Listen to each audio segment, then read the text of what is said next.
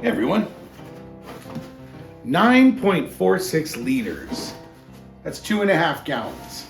And this is how much is left after I winterized my RV. Now I have a 191 MSL from Ember. It's not a very large trailer, but it is a trailer.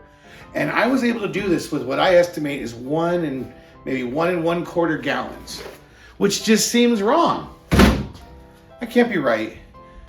I'm sure most of you are thinking there's no way he has winterized his trailer properly there, right? But no, I did. And I have a trick to use the smallest amount possible. And this trick worked once again this year. It's October and it's already freezing here in Vancouver, Canada. So I winterized it a few weeks ago. And when I winterized it, I used that bottle. And I'm gonna tell you the little trick that I use that really reduced my consumption. I buy one of these every year and I never end up using it up, and I end up dumping it and getting a fresh one next year. And the reason I use so little is a little technique that I have. Now this technique's a little different than Ember says, but to me it's almost identical. There's just one little difference on how I do it versus the way the Ember instructions do.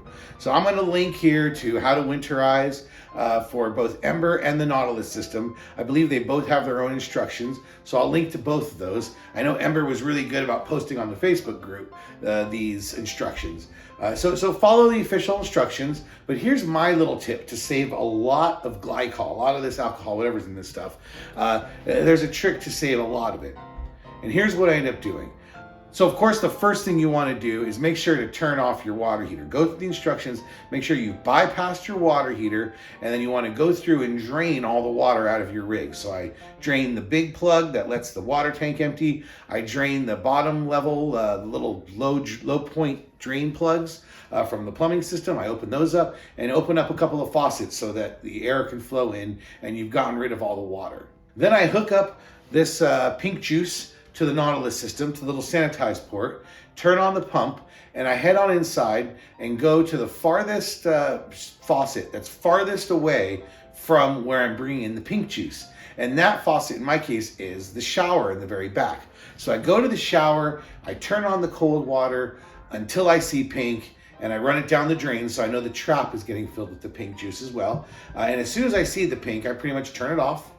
And I switch over to the hot water and I run the hot water. Now that takes the most, and that takes, sometimes 30 seconds or so for all of the water and air to purge out and finally get to the pink juice. But now that I've done the shower, I'm gonna go to the toilet, which is right next to the shower.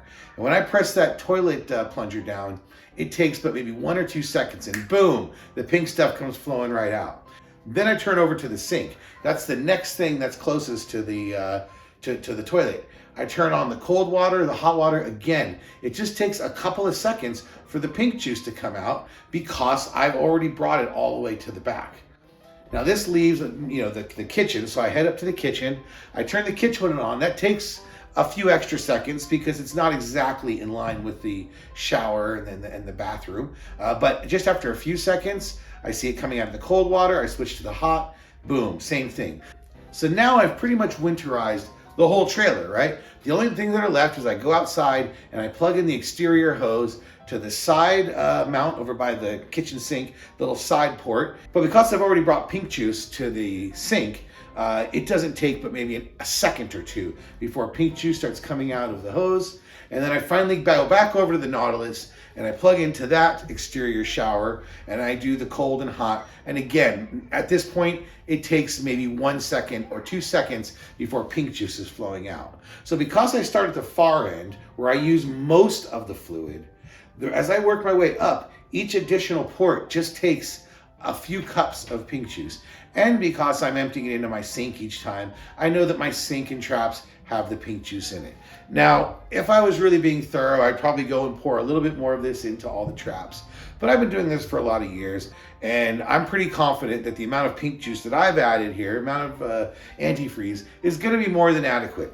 Maybe I'll be wrong, we'll find out. To be honest, what usually happens with me, and I'm sure this will happen this year, is I'm gonna end up de-winterizing it at some point before the freeze ends and we-winterizing it. Because inevitably, I'm gonna end up going out in this RV, whether it's into the snow or whether I'm gonna head south and go down to the States where it's a little warmer for a week or two, maybe around Christmas, who knows.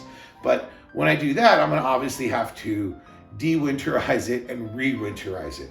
And because I'm always worried I'm going to run out, I'm sure I'll buy another bottle when I do that. But that's my trick. The main take home here is start at the far end to this faucet farthest away from where you're bringing in the pink juice and work your way towards the pink juice. And you'll find that you will only need to use a gallon or two at best. Best of luck.